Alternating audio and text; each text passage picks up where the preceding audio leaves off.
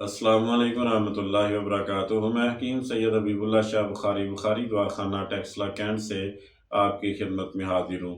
آج کی اس ویڈیو کے اندر ہم ڈسکس کرنے والے ہیں کہ جوڑوں کے درد اور یورک ایسڈ کے مریض اگر گوشت کھائیں تو ان کی صحت پر اس کا کیا اثر ہوتا ہے، یا پھر ہم اس کو یوں بھی کہہ سکتے ہیں کہ گوشت کھانے سے یورک ایسڈ کیوں بڑھتا ہے، یا پھر گوشت کھانے سے جوڑوں کے درد پر کیا اثر ہوتا ہے۔ یہ ایک مسلمہ حقیقت ہے جسے جاننا ضروری ہے، لیکن لوگ عموماً اس کو نظر انداز کر دیتے ہیں۔ سب سے پہلے ہم آتے ہیں گوشت کی طرف کہ گوشت اور یورک ایسڈ کا باہمی تعلق کیا ہے۔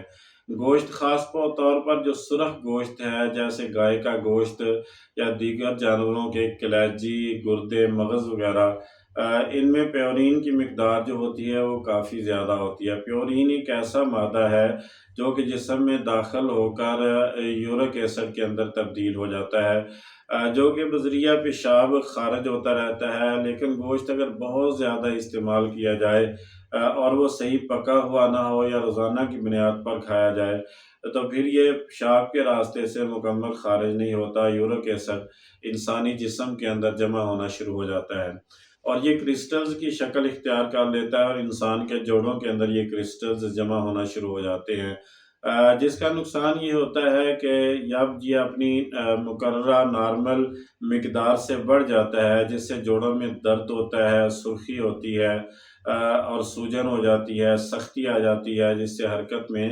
رکاوٹ پیش آتی ہے، اور کبھی کبھی بہت زیادہ اگر بیماری بڑھ جائے تو یہ گاؤٹ جیسی تکلیف دہ بیماری کے اندر بھی انسان مبتلا ہو جاتا ہے۔ گوشت کی زیادتی کا انسان کے جوڑوں پر اثر کیا ہوتا ہے کہ گھٹنوں کے پاؤں کے انگوٹھے اور ایڑیوں اور انگلیوں میں تکلیف، انگلیوں کے جوڑوں کے اندر تکلیف، درد ہونا شروع ہو جاتی ہے۔ صبح اٹھنے سے جوڑ جو ہیں یہ جکڑن کا شکار ہوتے ہیں۔ کچھ مریضوں میں بخار اور تھکن کا احساس بھی ہوتا ہے۔ ایک عام بندہ جو یورک ایسڈ کے مرض کے اندر مبتلا نہیں ہے اسے بھی احتیاط کرنی چاہیے کہ وہ اگر کثرت کے ساتھ گوشت کھاتا ہے تو ایک وقت ایسا آتا ہے کہ وہ اس کے یورک ایسڈ کی زیادتی اس کے جسم کے اندر ہو جاتی ہے، جس سے وہ جوڑوں کا مریض بن جاتا ہے۔ گوشت جو ہے یہ بہت صحت مند غذا ہے، لیکن اس کو بہت احتیاط کے ساتھ استعمال کرنا چاہیے۔ بہت زیادہ کھانا، بار بار کھانا یہ بیماریوں کو دعوت دینے کے مترادف ہے۔ اعتدال سے کھائیں گے تو اس سے انسان بیماری سے، تکلیف سے بچا رہتا ہے۔ مثلاً سرخ گوشت، کلیجی، مغز، گردے جیسے اعضاء ہفتے میں ایک آدھ بار ایک صحت مند بندہ کھا لیتا ہے تو اس کو یہ نقصان نہیں دیتے ہیں، لیکن اگر اس سے زیادہ انسان کھانا شروع کر دیتا ہے تو پھر وہ بھی جوڑوں کے مرض کے اندر مبتلا ہو سکتا ہے۔ احتیاط اس میں یہ ہے کہ جب آپ ایسا کھانا کھائیں تو اس کے ساتھ لیموں، سبز دھنیا، اسی طرح ادرک اور سبزیاں، کچی سبزیاں، سلاد وغیرہ جو ہے اس کا استعمال زیادہ کریں۔ کھانے کے فوراً بعد پانی نہ پئیں۔ جس دن آپ نے گوشت کھایا ہوا ہو اس دن سبز قہوے کا استعمال ساتھ لازمی کریں۔ پانی زیادہ پئیں اور خوراک اپنی سادہ رکھیں۔ یورک ایسڈ کو کم کرنے کے لیے ہم کون سی چیزیں کر سکتے ہیں ان کو آپ یہاں پر لازمی سماعت کریں، ان کو یاد رکھیں کہ صبح نہار منہ سادہ پانی پینا جو ہے بہت ضروری ہے، اس سے یورک ایسڈ میں کمی واقع ہوتی ہے۔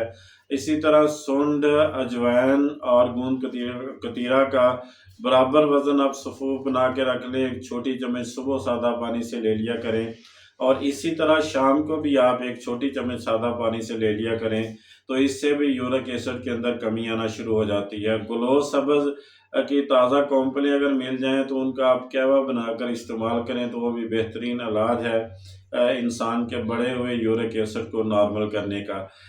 اسی طرح ارکے مکوہ اور کاسنی جو ہے اس کو ملا کے رکھ لیں، اور 1/4 کپ آپ روزانہ صبح و شام خالی پیٹ سادہ پانی کے اندر استعمال کریں۔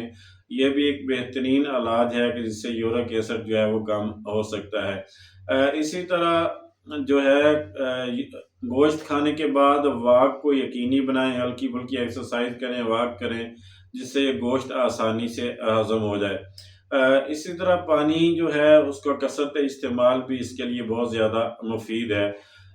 اگر یہ ساری چیزیں کرنے کے بعد بھی مرض برقرار رہتی ہے اور یورک ایسڈ آپ کو بڑا رہتا ہے۔ چھوٹے اور بڑے جوڑوں کے اندر جکڑن، سوجن اور جو ہے سختی آتی ہے، درد ہوتی ہے، تو پھر آپ اس کے علاج کی طرف لازمی توجہ کریں، کسی طبیب سے رابطہ کریں اور اس کی ریگولر میڈیسن استعمال کریں، اور وہ تمام چیزیں جو یورک ایسڈ کو بڑھاتی ہیں گوشت سمیت اس سے احتیاط کریں، اور اپنے مرض کا علاج جو ہے وہ یقینی بنائیں۔